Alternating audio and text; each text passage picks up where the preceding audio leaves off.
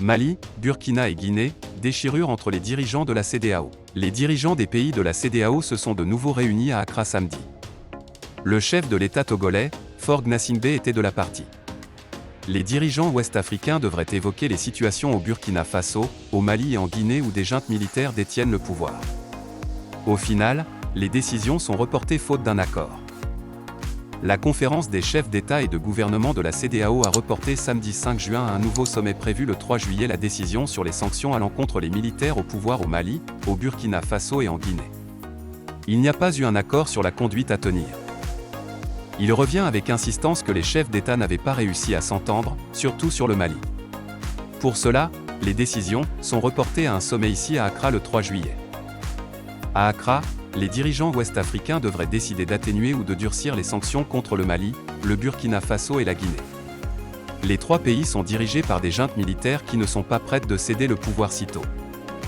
Au sujet du Mali par exemple, il était question de dire s'ils maintiennent, allègent voire lèvent les sévères mesures de rétorsion infligées au pays le 9 janvier pour stopper le projet des militaires de gouverner jusqu'à 5 ans. L'ONU a récemment indiqué que, dans un contexte de crise déjà aiguë, les sanctions ont sévèrement affecté des secteurs de l'économie et empiré les conditions de vie, notamment celles des pauvres du pays. Les dirigeants en désaccord. On rappelle que le Burkina, autre pays sahélien pris dans la tourmente djihadiste, et la Guinée ne sont pour l'heure que suspendus des organes de la CEDEAO.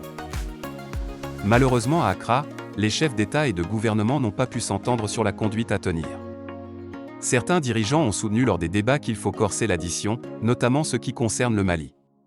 D'autres ont préconisé qu'il faut continuer à dialoguer avec les autorités de transition de ces pays pour parvenir à une sortie de crise. Parviendront-ils à harmoniser les points de vue d'ici le 3 juillet ? La question reste posée, pendant que la CEDEAO est sévèrement critiquée par plusieurs citoyens de la zone ouest-africaine, voire au-delà de rouler pour une puissance extra-régionale dans la résolution de la crise malienne. Mali-Burkina-Guinée, ce qu'a décidé la CEDEAO.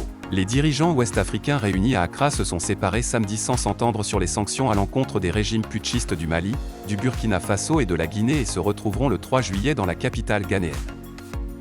Les décisions de la Communauté économique des États de l'Afrique de l'Ouest, CEDEAO, sont reportées à un sommet ici à Accra le 3 juillet, a dit à un correspondant de l'AFP un responsable de la présidence ghanéenne sous le couvert de l'anonymat. Un participant au sommet a expliqué, également sous le couvert de l'anonymat, que les chefs d'État n'avaient pas réussi à s'entendre, surtout sur le Mali. Les dirigeants des États membres de la CEDEAO se retrouvaient pour décider d'atténuer ou de durcir les sanctions contre ces pays où les juntes n'entendent pas lâcher de sitôt le pouvoir pris par la force. Ce sommet réexaminera et évaluera la situation au Mali, en Guinée et au Burkina Faso à la lumière des récents événements dans la région et du contexte global qui affecte nos pays, avait dit le président ghanéen Nana Akufo-Addo à l'ouverture de la session en présence des chefs d'État de la plupart des 15 pays membres, sauf ceux des 3 pays concernés. Les travaux ont ensuite continué à huis clos. Il s'agissait en particulier de dire si les sévères mesures de rétorsion infligées au Mali le 9 janvier pour stopper le projet des militaires de gouverner 5 années de plus étaient maintenues, allégées, voire levées. Le Burkina, autre pays sahélien pris dans la tourmente djihadiste, et la Guinée ne sont pour l'heure que suspendus des organes de la CEDEAO.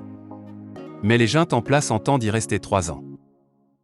L'Afrique de l'Ouest a vu se succéder les coups de force des colonels et lieutenants-colonels en moins de 2 ans, putsch le 18 août 2020 à Bamako, nouveau fait accompli parachevant le 1er le 24 mai 2021, putsch le 5 septembre 2021 à Conakry, putsch le 24 janvier 2022 à Ouagadougou. Depuis 2020, la CEDEAO, alarmée du risque de contagion dans une région vulnérable, multiplie les sommets, les médiations et les pressions pour accélérer le retour des civils à la direction de ces pays.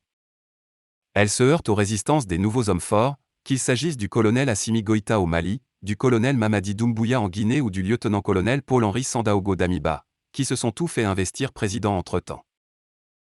Les nouveaux gouvernants en uniforme invoquent la gravité des crises auxquelles ils sont confrontés, sécuritaires au Mali et au Burkina, sociales et politiques dans les 3 pays. Ils veulent avoir le temps nécessaire à ce qu'ils présentent comme leur entreprise de refondation, et à l'organisation d'élections crédibles.